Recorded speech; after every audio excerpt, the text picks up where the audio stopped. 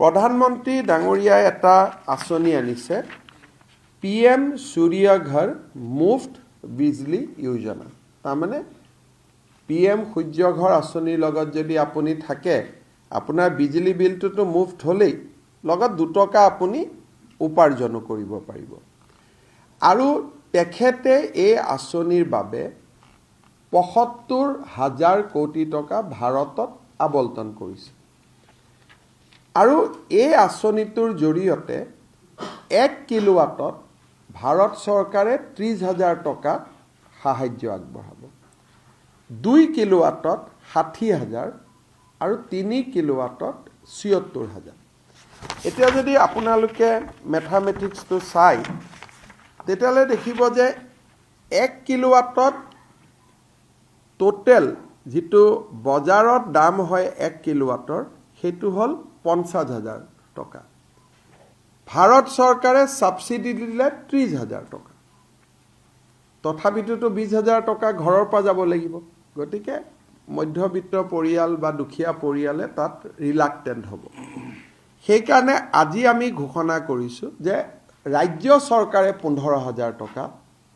subsidy দিব তাৰমানে 1 kilowatt যদি আমি ইলেক্ট্ৰিসিটি ঘৰত সোলাৰ প্যানেল লগাও তাৰ খৰচ 45,000 টকা 50,000 টকা 50,000 মোদী ডাঙৰীয়াই দিব 30,000 আৰু মামাই দিব 15,000 45,000 5,000 নিজৰ ফালৰ পৰা অসম চৰকাৰৰ পোন এতিয়া যদি 2 কিলোৱাটৰ লগাও তাৰ খৰচ হল 90,000 টকা না প্ৰজেক্ট কষ্ট হল 1 লাখ টকা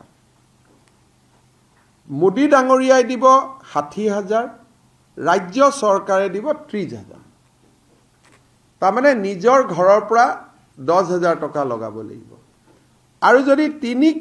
কিলোৱাট যদি আমি লগাও মোদী ডাঙৰীয়াই দিব 78,000 আমি দিম 45,000 তাৰমানে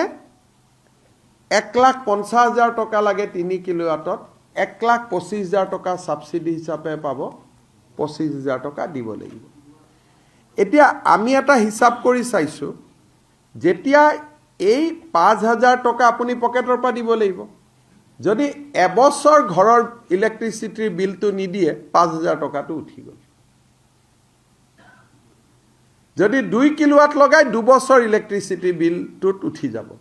আৰু 3 কিলোৱাট লগালে 3 বছৰৰ ইলেক্ট্ৰিসিটি বিলত উঠি যাব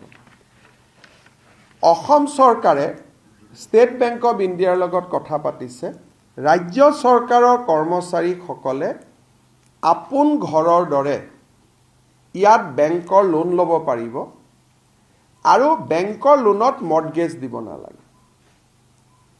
আৰু বেংকৰ যি ইন্টাৰেষ্ট হ'ব